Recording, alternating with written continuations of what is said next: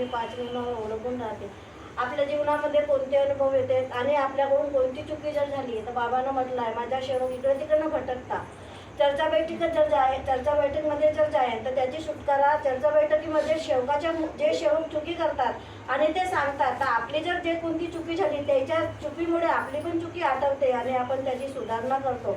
म्हणून बाबांना म्हटलं आहे माझ्या दर्शनाला नाही याल तर चालाल पण जिथं बी चर्चा बैठक होते तिथं जा आणि चांगले अनुभव घ्या आणि चांगल्या तत्वशब्द नियम दिले त्याच्याने वागण्याचा प्रयत्न करा.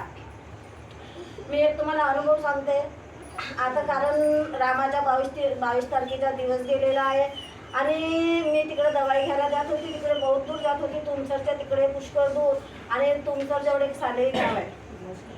तिथं म्हणजे मी जो बाबा त्या गावामध्ये आलेला होता त्या बाबाचा मीनं म्हणजे पोस्टर तिथं म्हणजे फोटो लावली होती चौकामध्ये तेव्हा मीनं पाहिलं त्या बाबाला आणि त्या गावामध्ये बाबा आले होते म्हणते आणि ते म्हणजे गावातले लोक खूप आता म्हणतात ना रामायणात अंगण सजावून का तशावर त्या लोकांनी खूप म्हणजे रांगोळ्या काढल्या दिवे लावले खूप काही म्हणजे असं केलं त्या लोकांना. पण एक म्हणजे शेवटी नव्हती आपली परमात्मा एकची तिची सासू म्हणत होती ते तू रांगोळी काढून नाही टाकत सडा काढून नाही टाकत ते म्हणत होती ते आपल्याला कोणता प्रॉब्लेम आहे आपण मार्गात आहो बाबाच्या नाही तू कर त्याचा झगडा होऊन गेला.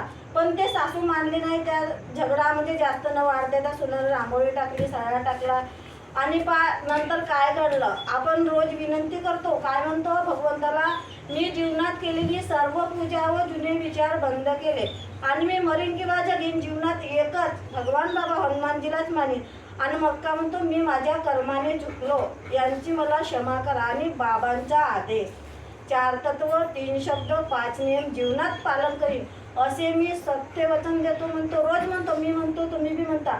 मग आपण किती प्रमाणे पाडू शकतो आपण स्वतःकडे लक्ष द्यायचं आहे मला पण द्यायचं आहे आपल्याला पण द्यायचं आहे. ते शेवटी रात्री झोपली सासूबाई जबरदस्ती सुनावर केली तिनं आणि तिला इतका भगवंताचा मार भेटला गद्यानं का खूप चिल्लावत होती म्हणते का भगवंता मला वाचवा ना मला मारत आहे.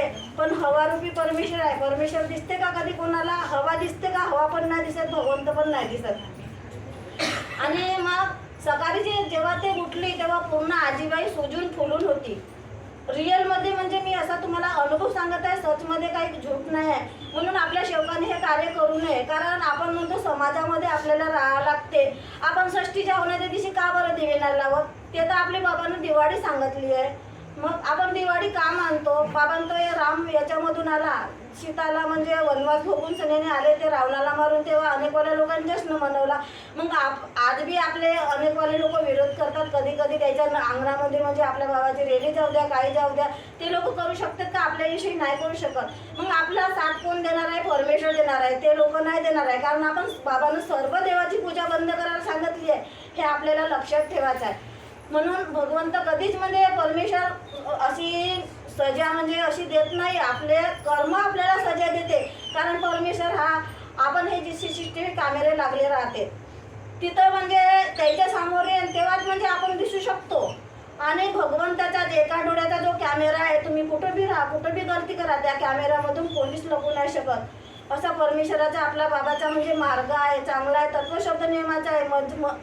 ध्येय मजबूत ठेवला परमेश्वर साथ देते आणि मर्यादी वर वचन दिला तरी परमेश्वर साथ देते. तत्वशब्द नियमाची कोशिश करायला लागते वागण्याची. आता ह्या भाऊनं मार्गदर्शन केलं आमच्या गुलशननगरच्या मला तर पूर्ण माहीत आहे.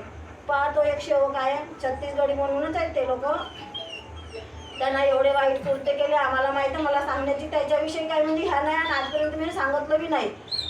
इतके वाईट कृत्य केले ना शेवकाच्या संपर्कामध्ये होते ना कोणाच्या संपर्कामध्ये होते जसा सांगितला तसा केलं.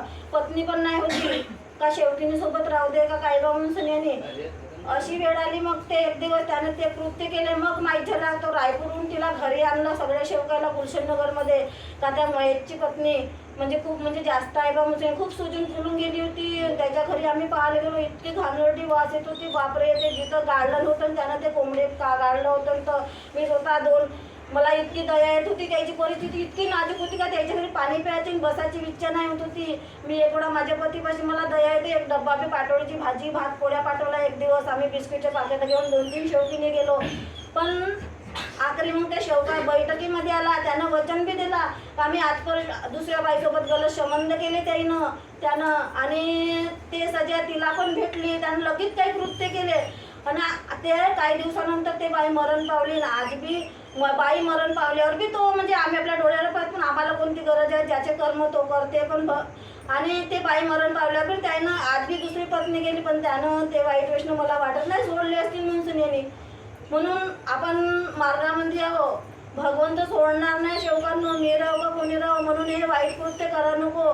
आणि बाबानं दिलेले तत्वशब्द नियम आहे याच्यानं वागण्याचा प्रयत्न करा आणि शेवकाच्या जर संघर्षात राहून आपण, कारण बाबाचा मार्ग असाच नाही न मन तो जमन. आणि काही पावासाठी काय लगेच काही म्हणजे मनाला म्हणजे मारा लागते, त्याग करा लागते कोण्या कोण्या गोष्टीचा आणि चांगला म्हणजे मन मजबूत ठेवा लागते, तेव्हाच परमेश्वर आपल्याजवळ राहते. बाबाच्या अंगावर सीतारा फांटा करत ते बाबाला काही लोक बोलत होते, बाबाने त्याचा जबाब दिला का तेव्हाच भगवंताची प्राप्ती करू शकले बाबा, नाही तर अन्यथा करू नसते शकले बाबा.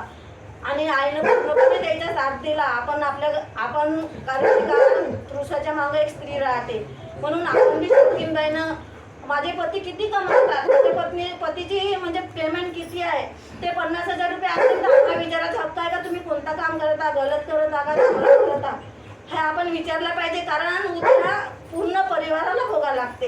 हे आपल्या जीवनामध्ये असे बहुत सारे अनुभव झाले आहे. म्हणून भगवंत परमेश्वर चमत्कार दिसते. म्हणून मी 2 ओळी म्हणजे याच्यावर म्हणजे अशी बोलत आहे, म्हणत आहे. ना जाने का कभी कभी इंसान मिलेगा, किस देश में किस भेष में भगवान मिलेगा, किस देश में किस भेष में भगवान मिलेगा.